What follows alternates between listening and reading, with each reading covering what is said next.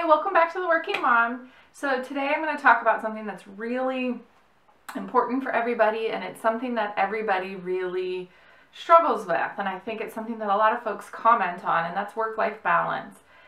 So I have some principles, some things to understand when assessing work-life balance and trying to get work-life balance back on track.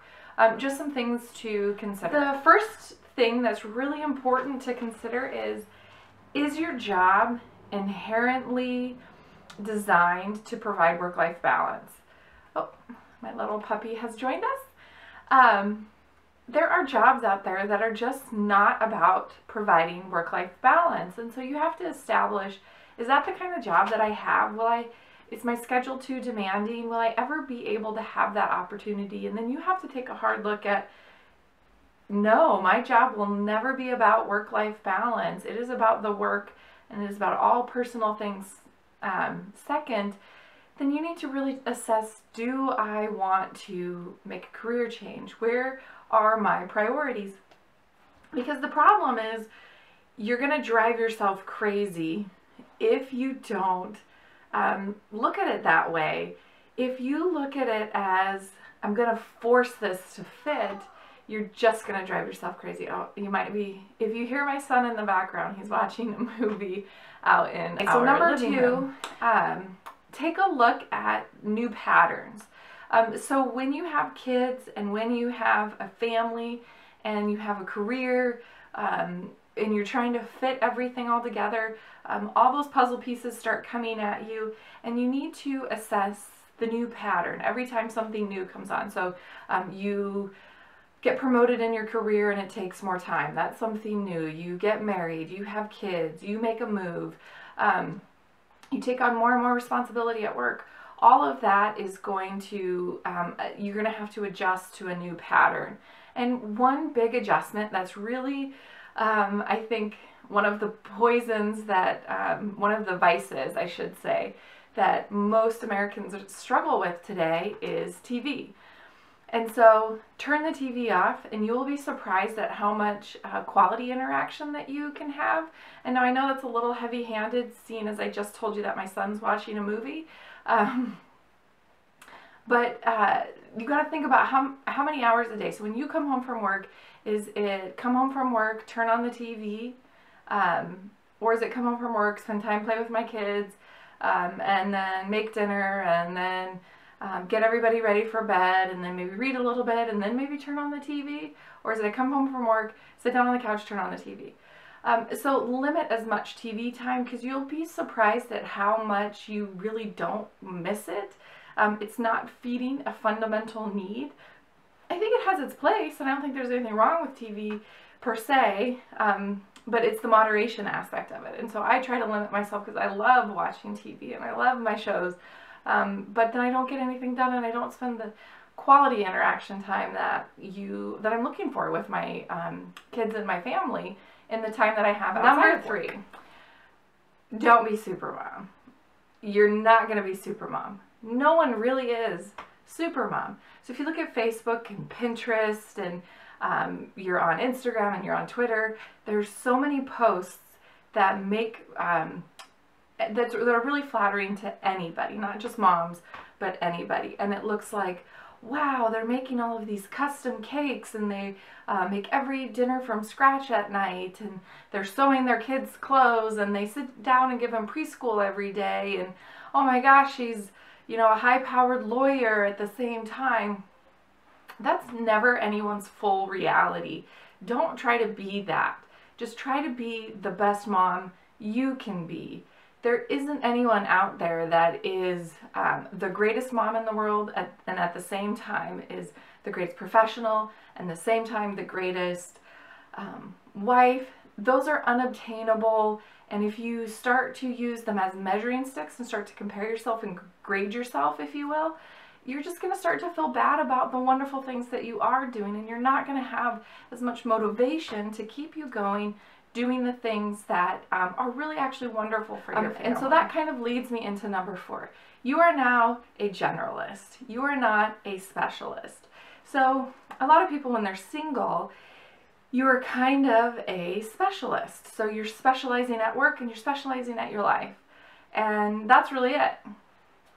Your own personal life. You're the only person that you're responsible for. But when you start to add in spouses and kids and your family grows, that work-life balance, you become a little bit more of a generalist. So you aren't going to be the mom that's also the preschool teacher, that's also the expert nurse. So you're just a generalist that is a Renaissance woman that's just trying to be good, trying to do her best at everything. And number 5, you can't do 100% of what you want to do in a day.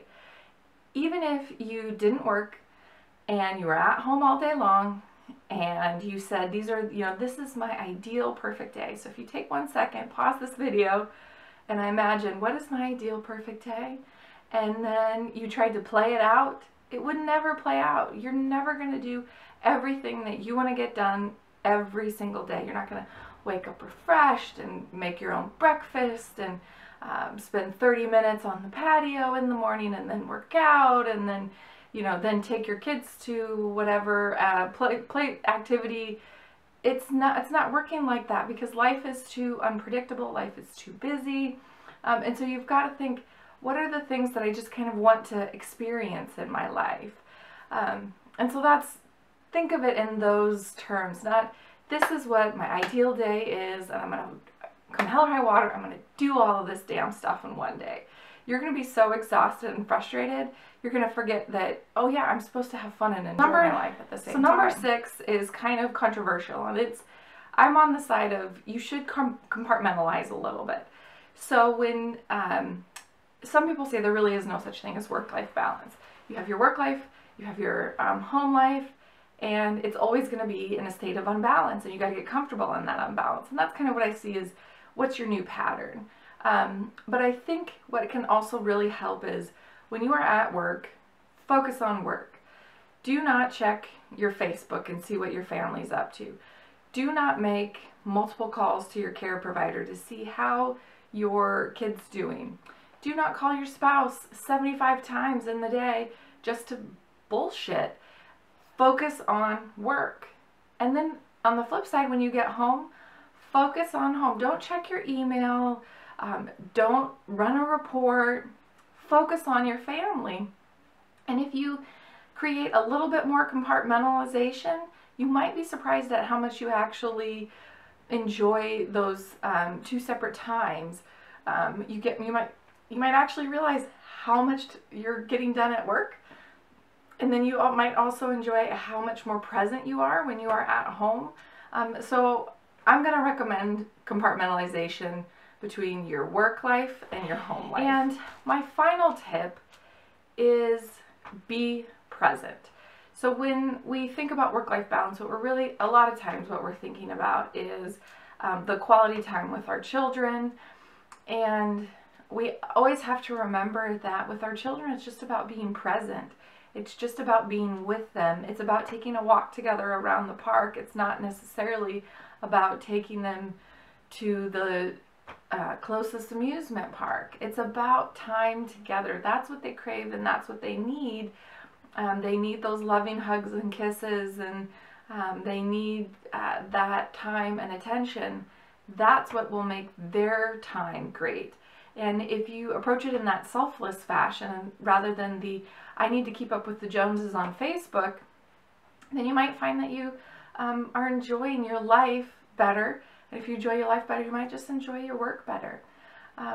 So I hope that some of those tips are helpful for you, just some thoughtful consideration to maybe come from that, and an open discussion that I'd love to hear what other folks believe are the keys to work-life balance. So don't forget to like and subscribe and leave your comments down below. I'm also going to link some other great TED Talks that I think might also have some interesting perspectives to build upon my perspective. So don't forget to share as well, and check me out on Twitter and Instagram. So until next time, friends, bye!